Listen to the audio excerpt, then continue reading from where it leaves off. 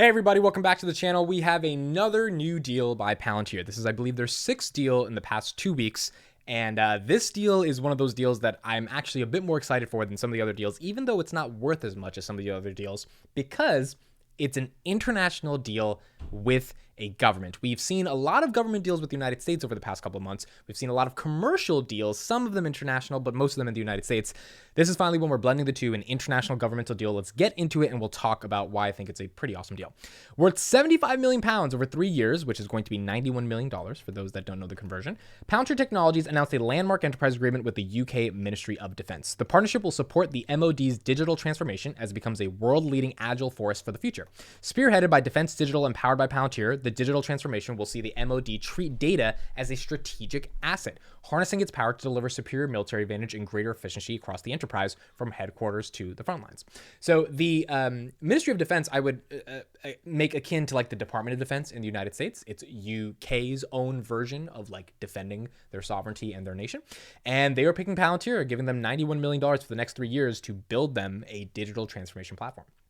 Working in close collaboration with Defence Digital, Palantir software will enable the MOD to exploit data at scale and speed to make faster, better decisions across defense. Building on more than a decade of partnership, the agreement will enable any part of the UK defense to gain access to Palantir software across multiple classifications, wherever and however it can help, turning the MOD's digital vision into reality at pace, which is the entire goal of what Palantir tries to do with any organization, is give them data-driven decision-making capabilities truly, at the speed of light, as quickly as possible and as efficiently as possible. Here we go. As a quote, Director Chief Data of Defense Digital, Caroline Bellamy said, "As a strategic partner in a complex defense data ecosystem, Palantir products and services are helping defense to become a truly integrated digital enterprise, with data exploitation at the heart of a faster, better, and more integrated defense. A defense where real-time, interconnected data better informs decision-making, our people are digitally connected and empowered, and step changes in digital capacity have been made for our warfighters across all business operations." Again, mission critical use cases obviously matters when it comes to the Department of Defense, and the variety of use cases in which their software can be implemented, and having Palantir be the backbone of that is important.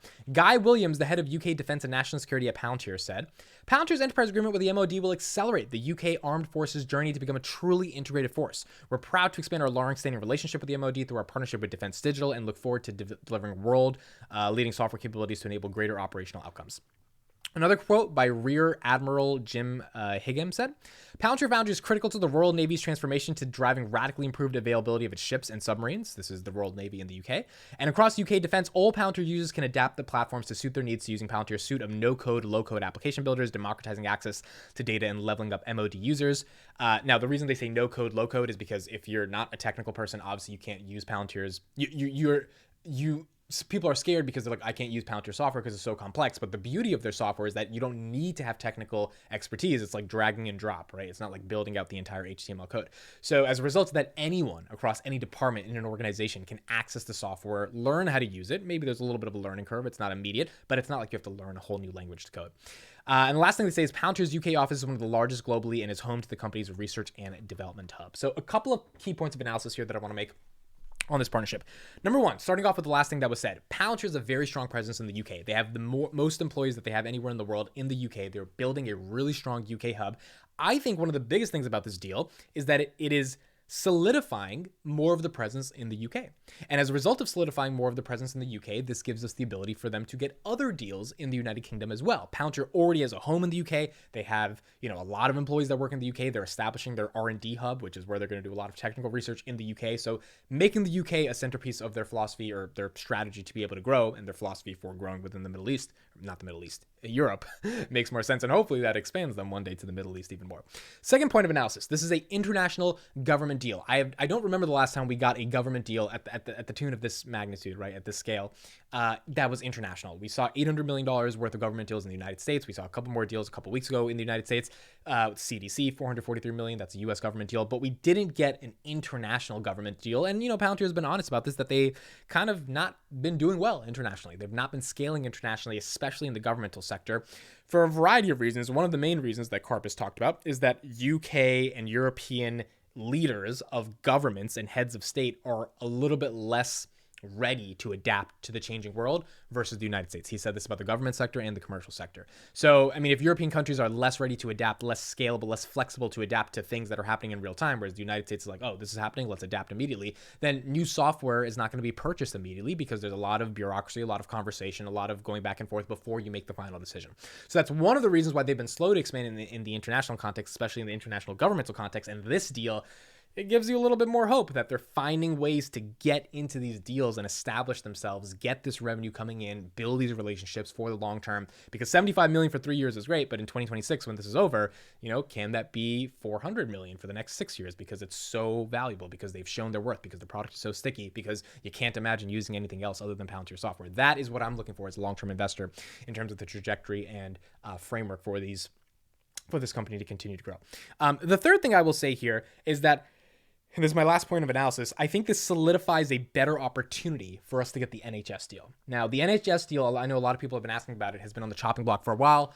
Two reasons. Number one, the NHS didn't want to give unilateral control to one company. So they were like, hey, if we expand the scope of the deal across multiple companies, not countries, then more companies will have to do more bidding, which means it won't be in the control of one company to be able to have all this power and to be able to do this. The second reason they're kind of trying to split this up is because there's been a lot of propaganda in the United Kingdom. And I just watched the documentary on Netflix of Harry and Meghan. And look, regardless of what you think about them, the British media is a whole different animal. I mean, these guys will go after you. So the British media has not treated Palantir in a particularly good way, especially a lot of the people that are against capitalism and against sort of the nature of data-driven analytics, I guess, is what they're against, even though they think that spying, whatever they may be against, they think Palantir is a horrible, evil company, even though Palantir is solving a lot of the backlog in the NHS because they're protecting data, not stealing data. Now, these people don't really get it. They are ideologically inclined. So as a result of that, they're going to push this narrative. And that narrative is hard because if you're a person in the parliament, you have constituents, and at the end of the day, you don't want to go back to your constituents and be like, yeah, we just integrated this software that is the most evil company in the world, because then they're not going to vote for you, right? And so this is the battle that Palantir has been having in the NHS. They've written blog posts about it. They're really trying to push back against this narrative. I don't think they're that successful in pushing back, quite frankly. I think they need to have a better PR marketing campaign to push back against this, but we'll see if they're able to figure it out. Now, if the Department of Defense in the United Kingdom is giving you $75 million, $91 million, 75 million pounds to defend the country, right? To give them real-time decision-making, to make the armed force more united. Like, this is real important stuff. This isn't just like some little deal. This is like protecting your sovereignty. Why wouldn't the NHS help you or integrate you to protect their patients? I mean, it doesn't make sense to me. If the Department of Defense is saying, hey, we use Palantir because they help us make better decisions, they help protect people, and then the NHS is like, yeah, but we think they're an evil like, it doesn't make any sense to me. And the NHS has way more problems in terms of backlog and the integrated part of their healthcare network that needs to be digitally transformed, that needs to be optimized, that needs to all be brought into a single ontology. This is what Palantir has been doing with them since the COVID crisis back in 2020, and it's worked pretty phenomenally, which is why it was like, Palantir is definitely going to get this deal, because what other company? Like, it's not like they like Palantir, they don't like Palantir. So what other company can get the job done? There's not many. There's not any, to my understanding. There's maybe little bits and pieces, but then fragmenting the thing just ruins the entire point of building an integrated, cohesive system. There's a reason one person should be getting this deal, is because doing this is very hard to do with 17 people, 17 companies trying to figure out how to get this done. It's a really big task, which is why it's worth a lot of money. So, it gives me a little bit more hope that Palantir is going to be able to land this deal in 2023. We'll see what happens with it. But getting the UK Ministry of Defense to agree to, have you integrated into their entire infrastructure, and they've worked with them for a while, but this is a nice extension on this deal, could hopefully expand to the UK. And if that happens, then that would be a good deal as well. Or expand to the NHS. And if that happens, then that's overall good. The final thing I'll say is this is good for European expansion. If the UK starts having you in all these different sectors, NHS, Ministry of Defense, this, and that, more commercial companies, private companies in Europe will be like, oh, Palantir is working with the UK on this. Could they help us with this? And then more governments around Europe will be like, oh, Palantir is helping the UK with this. Maybe they can help us with this. And if that international expansion can happen, over the next couple of years at a really strategic pace, along with the US commercial expansion and government expansion, then hopefully we've got a really strong growth stock on our hands. So those are my thoughts. Thank you so much for listening and watching. Leave your comments below. I will see you guys in the next one.